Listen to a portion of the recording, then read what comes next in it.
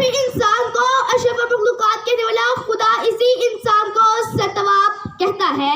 صدی علی وقار زیر بحث موضوع ایک ایسی حقیقت ہے جس نے ممکنتی خدا داد کو خدا بندے کریم کے عطا کردہ تمام عطیات کے باوجود ذلت اور پستی میں مبتلا کر دیا ہے۔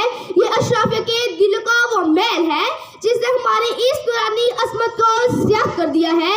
صدی علی وقار میں کرپشن بھی تو کیا بات کروں، کس مخلوق الحال قوم کا اگر غریب پر چوروں ٹکٹوں اور راہزنوں سے بچنے میں کامیاب ہو بھی جاتا ہے تو سرکاری ناکے پر دھر لیا جاتا ہے۔ ہم ایسے دیش کے باسی ہے جہاں اسٹیج کا اداکار اور تاجر ہم سے زر کا دیوانہ ہے، جہاں تھانے دار کرپٹ ہے، جہاں ملا فتویٰ فروش اور قاضی پیسے پہ پلتا ہے، جہاں سیاستدان ایسا بدماش ہے کہ اس مخلوق الحال قوم کا ہر فرد یک زباں ہو کر پکار رہا ہے۔ کہاں ہے ارض و سما کا مالک، کہاں ہے ارض و سما کا مالک کہ چاہتوں کی رگیں پورے دے، ہوس کی سرخی رخ بشر کا ہنسی غازہ بنی ہوئی ہے۔ ارے کوئی مسیحا ادھر بھی دیکھے، کوئی تو چارہ گری کو اترے، افق کا چہرہ لہو میں تر ہے، زمین جنازہ بنی ہوئی ہے، زمین جنازہ بنی ہوئی ہے۔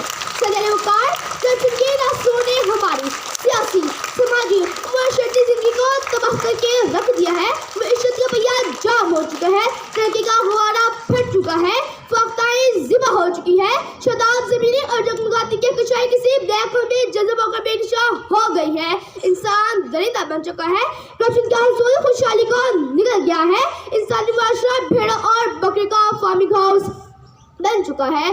مگر جناب صدر کب تک افسر شاہی کا نظام میرے بچوں سے ریز چھینتا رہے گا؟ کب تک میرے شہری حقوق پامال ہوتے رہیں گے؟ کب تک میرے ملک کا قانون 100 روپے کی عوض بکتا رہے گا؟ میں پوچھتی ہوں کب تک میری حلال کی کمائی سے سرکاری ملازمین کی جیبیں بھرتی رہیں گی؟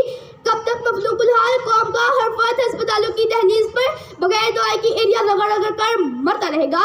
بات صرف اتنی سی ہے صدی علی وقار، اس ملک کے پولیس اسٹیشن کے چپراسی سے لے کر ایوان عدالت تک میں ٹیکس پہ پلنے والا ایک شخص میری ہی جیب میں ٹٹولے پر لگا ہوا ہے۔ اسے ملک میں ایشیا خوردونوش کی قیمتوں میں اضافہ کوئی بڑی وجہ نہیں صدی علی وقار۔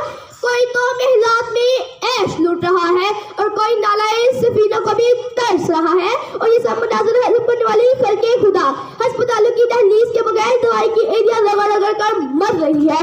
بھوکے، ننگے، مفلس اور کلاش لوگوں کے پاس سر درد کا علاج کروانے کے لیے ایمبولینس کا استعمال نہیں۔ ہماری بیوروکریسی $1000 کی مدد پر مثل فرام بنی ہوئی ہے، مگر ٹوٹی ہوئی سڑکوں، ابلتے ہوئے گٹروں، سیلاب میں بہتے معیاروں ہمتوں کا کوئی پرسان حال نہیں۔ صدی علی وقار اصول بیچ کر مسند خریدنے